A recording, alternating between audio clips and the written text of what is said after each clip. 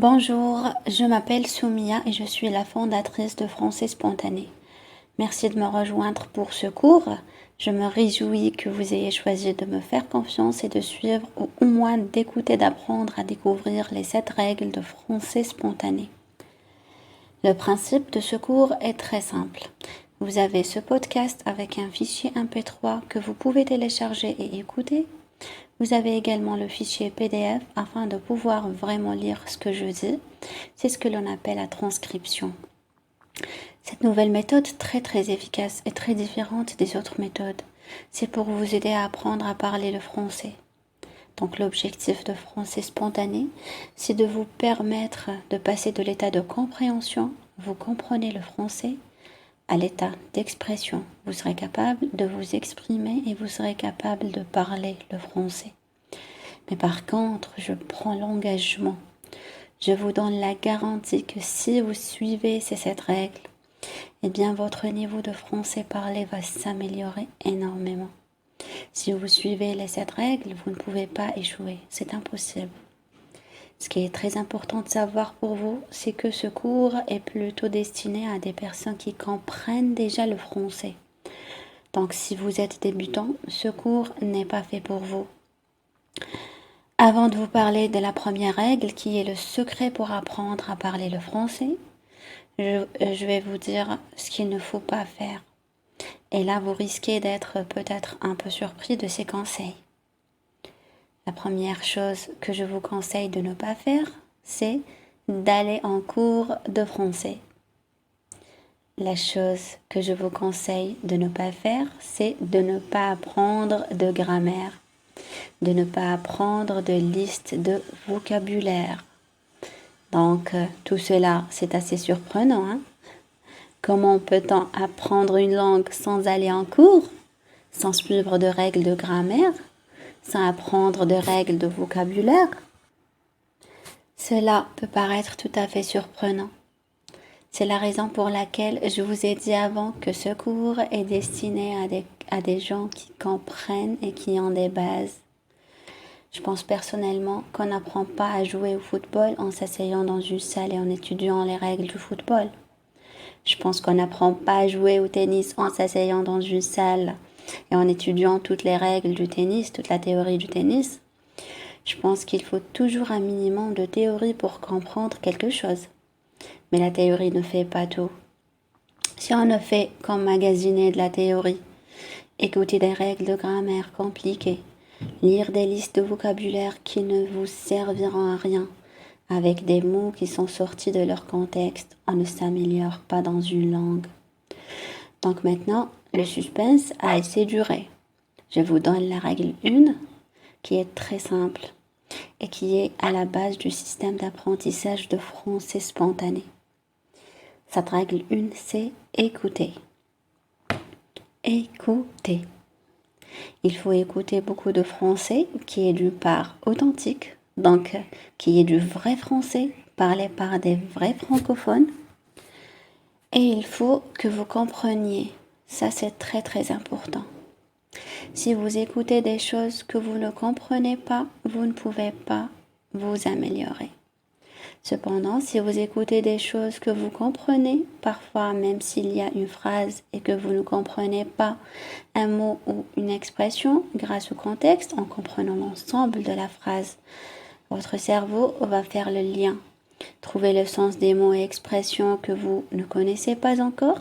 Donc il faut écouter énormément de français authentique que vous comprenez. C'est simple et c'est expliqué scientifiquement.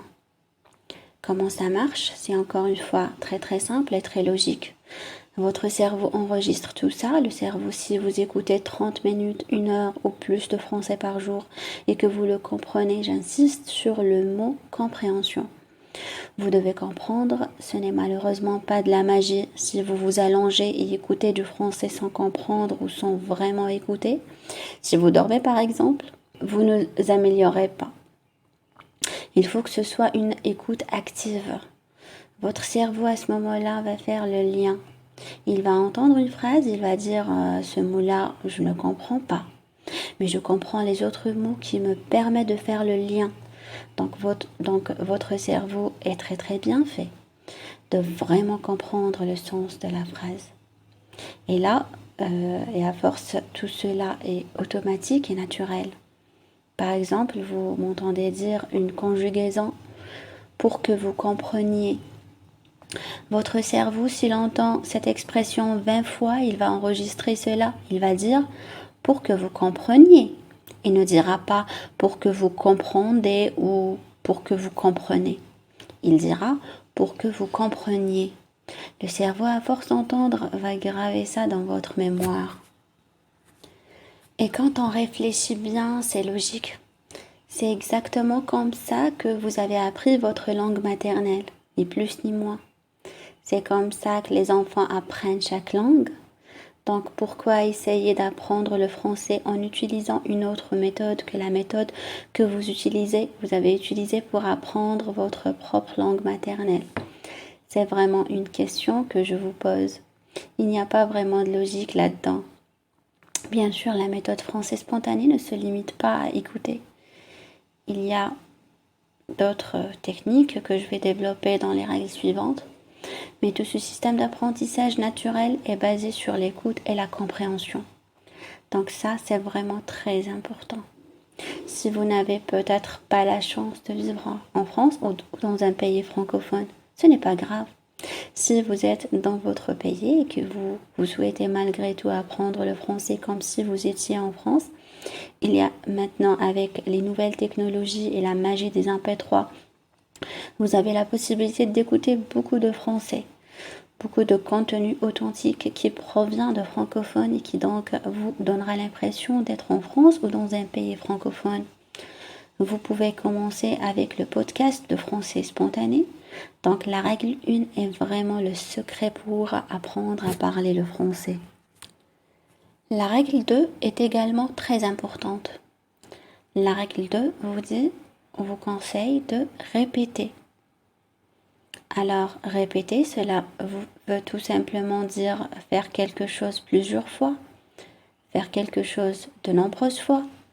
C'est quelque chose qui est utilisé par tous les sportifs de haut niveau. Les sportifs de haut niveau maîtrisent leur sujet et pourtant chaque jour, ils répètent les mêmes choses. Ils répètent des choses, des actions qu'ils maîtrisent déjà. Alors ça, c'est vrai pour tous les sportifs. C'est vrai pour Zinedine Zidane, le meilleur joueur de football français à mon avis de tous les temps. Zinedine Zidane maîtrise parfaitement la technique du football et pourtant chaque jour il répétait. Chaque jour il faisait des exercices, chaque jour il s'entraînait. Donc vous voyez, il faut vraiment pour quelle que soit la compétence que vous souhaitez acquérir, que vous avez déjà et que vous souhaitez développer, il faut répéter, répéter, répéter. J'aurais plein d'autres exemples de ce type à vous donner, comme des musiciens qui jouent d'un instrument de musique parfaitement ou très bien, mais qui chaque fois et chaque jour répètent. On dit ils répètent leur gamme ou ils répètent avec leur instrument afin de toujours être bon, de toujours s'améliorer, de faire en sorte de progresser. Alors c'est vrai pour toutes les compétences. C'est également vrai le fait que la répétition soit importante, c'est également vrai pour l'apprentissage du français. Il y a même des études au niveau de l'apprentissage des langues qui disent qu'avant de connaître un mot ou une expression, vous devez l'entendre 30 fois. Donc 30 fois pour connaître un mot ou une expression. Pour moi, connaître signifie comprendre et savoir utiliser. Ce sont deux étapes différentes. Vous pouvez comprendre un mot et ne pas savoir l'utiliser. Cela n'est pas ce que l'on recherche ici, puisque Français spontané a pour but de vous faire passer de l'état de compréhension à l'état d'expression. Si vous voulez vous exprimer, parler, il faut que les mots soient gravés dans votre mémoire. Cela ne suffit pas de comprendre, il faut que les mots soient gravés et soient naturels. Et pour cela, vous devez connaître les mots. Donc les comprendre et savoir les utiliser.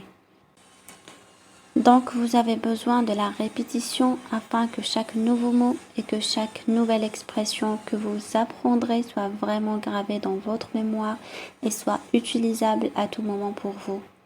Quelque part c'est logique, C'est très logique de se dire que si votre cerveau entend beaucoup de français, entend beaucoup de français authentique, entend plusieurs fois la même chose, eh bien les mots seront gravés dans votre mémoire et vous saurez les utiliser. C'est quelque part logique, donc il faut vraiment vous forcer à écouter 30 fois la même chose. 30 fois, bien sûr, c'est un ordre de grandeur tiré des recherches. Selon les articles, cela peut être un peu plus, cela peut être un peu moins. Il ne faut pas rester vraiment fixé sur le chiffre 30. Par contre, l'idée, c'est qu'il faut écouter plusieurs fois, même de nombreuses fois la même chose. 30 fois, c'est beaucoup et pourtant c'est possible. On me pose souvent la question, Soumia, comment faire pour écouter de nombreuses fois la même chose? Et pour moi, il y a deux choses très importantes. La première chose très importante, c'est la compréhension. Je vous l'ai déjà dit, mais c'est très important. Vous devez comprendre ce que vous écoutez. Si vous ne comprenez pas, vous pourrez écouter quelque chose 100 fois, cela ne vous aidera pas. Vous n'apprendrez pas le vocabulaire, la grammaire. Sans compréhension, vous n'apprendrez rien. Vous perdrez votre temps. Donc c'est très important que vous compreniez ce que vous écoutez. C'est le point numéro 1. La compréhension est très importante. Alors bien sûr, vous ne devez pas comprendre chaque mot, chaque expression de l'article ou du podcast que vous écoutez. Mais vous devez comprendre le sens global de l'histoire, le sens global des paragraphes et le sens des phrases. Donc vous devez quand même comprendre la majorité. S'il y a un mot ou une expression dans une phrase que vous ne comprenez pas, vous arriverez à deviner le sens grâce au contexte. Et cela, on en parlera dans une des prochaines règles de français spontané. Mais pour l'instant, c'est très très important que vous compreniez. Alors moi, je donne comme ordre de grandeur le chiffre 80%.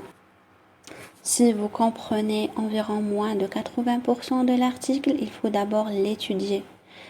Il faut étudier l'article pour le comprendre. Comment l'étudier? C'est très simple. Chacun de mes articles est accompagné d'un fichier PDF et ce n'est pas un hasard. Je fais ça pour vous donner la possibilité d'écouter le MP3 et de lire le texte sur le fichier PDF. Comme ça, vous pouvez poser, faire une pause, chercher un mot dans le dictionnaire si vous voulez. Vous pouvez étudier un petit peu. Et une fois que vous comprenez 80% du sens, là, vous devez répéter. Donc, vous devez écouter cet article de nombreuses fois. C'est vraiment très, très important, cette étape de compréhension. La deuxième chose qui est très importante, c'est le contenu. Et ça, c'est une question qui m'est revenue très très souvent. Les gens me disent, Soumia, comment je peux écouter plusieurs fois quelque chose? C'est tellement ennuyeux. Au bout d'une fois, deux fois, j'en ai marre et je veux abandonner. Je peux le comprendre et c'est vrai que si vous écoutez quelque chose qui accompagne des méthodes d'apprentissage type cours, je comprends que vous soyez ennuyé parce que les dialogues ne sont pas authentiques, ne sont pas naturels. Ce sont des acteurs qui jouent et qui s'enregistrent sur un CD et qui disent « Bonjour, comment vas-tu ?» L'autre répond « Ça va, merci, et toi, ça va bien ?» « Oui, moi, ça va bien, merci. » Ce sont des acteurs qui ne sont pas enthousiastes, qui ne parlent pas comme les autres français ou francophones. Et donc, effectivement, si vous écoutez des choses comme cela, c'est ennuyeux. Et vous n'arriverez pas à écouter plusieurs fois. Vous devez écouter des articles authentiques, donc parlés par un francophone et intéressant. Intéressant parce que vous allez devoir écouter de nombreuses fois. Vous n'arriverez pas à répéter l'article si celui-ci ne vous intéresse pas. Donc le contenu est très important et je l'ai moi-même remarqué lorsque j'ai appris. Vraiment, la puissance de cette règle, c'est que vous apprenez du vocabulaire et de la grammaire inconsciemment, automatiquement. C'est quelque chose de vraiment très très efficace.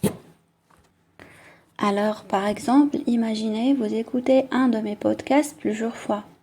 Et dans ce podcast, je vous conseille de faire quelque chose pour que vous puissiez vous développer en français. Pour que vous puissiez. Et vous, lorsque vous écoutez, vous comprenez le sens de la phrase. Et vous ne faites pas attention à l'expression, à la conjugaison pour que vous puissiez. Vous ne faites pas attention à cela. mais vous l'entendez, vous l'écoutez plusieurs fois et lorsque vous devrez parler, lorsque vous serez avec un francophone, vous ne lui direz pas pour que vous pouvez, qui n'est pas correct. Vous direz pour que vous puissiez. Ce sera automatique, votre cerveau est très bien fait. Votre cerveau, s'il entend plusieurs fois quelque chose de correct, il vous permet de réutiliser lorsque vous en avez besoin. Et donc tout cela c'est clair, c'est évident, c'est logique, mais c'est très très efficace. Cela vous montre que la répétition, le fait de répéter de nombreuses fois la même chose, eh bien cela vous permet d'apprendre du vocabulaire, cela vous permet d'apprendre de la grammaire et cela vous permet tout simplement d'apprendre à parler. Donc la répétition, le fait d'écouter beaucoup de français, écouter de nombreuses fois la même chose, répéter, répéter, répéter, comme je le dis, en écoutant, en répétant des choses que vous comprenez, en écoutant du contenu qui vous intéresse, eh bien, vous ne pouvez pas échouer. Vous arriverez à atteindre l'objectif que je me suis fixé pour vous, qui est de passer de l'état de compréhension, où vous comprenez très bien le français, à l'état d'expression, où vous savez parler français, où vous arrivez à vous exprimer avec des francophones. Donc, en suivant ces règles, vous verrez. Évidemment, il faudra du temps. Je ne peux malheureusement pas vous promettre que cela durera une semaine. Je souhaite être honnête avec vous. Je garantis votre succès si vous suivez ces règles. Mais vous allez devoir travailler, c'est clair. Si vous attendez chez vous sans rien faire, vous n'apprendrez pas. Et vous allez devoir bien sûr faire des efforts. Vous allez devoir investir du temps. Vous allez devoir beaucoup écouter. Je pense que vous aurez beaucoup de plaisir puisque j'essaye de choisir des choses intéressantes. Mais il faut que vous répétiez. Il faut que vous écoutiez du contenu, que vous compreniez du contenu intéressant. Donc ce que je vous propose, puisque comme je vous l'ai dit, vous allez devoir travailler. Si vous faites confiance à Français Spontané, d'ici demain, votre devoir, votre tâche sera d'écouter cet article. La puissance des MP3, c'est que vous pouvez écouter partout. En allant au travail, en faisant votre jogging, en travaillant à la maison. Vous avez votre baladeur et vous entendez. Vous écoutez des fichiers MP3 et cela vous permet de répéter de nombreuses fois. Et vous verrez que vous allez apprendre beaucoup de nouveaux mots et beaucoup de nouvelles expressions inconsciemment. C'est très important, inconsciemment. J'espère que vous appréciez ce cours. Nous allons nous retrouver pour le reste des règles qui sont également très très importantes et qui va vous donner un conseil ou qui va vous donner une solution pour que vous arriviez à trouver du temps pour apprendre le français. Vous êtes très occupé comme moi, comme beaucoup de monde. Vous n'avez pas vraiment le temps d'étudier 1 heure de français par jour et pourtant vous devez. Vous devez étudier 30 minutes à 1 heure de français par jour. Dans la partie prochaine, je vous dirai comment faire. Je vous souhaite une excellente journée et à très bientôt.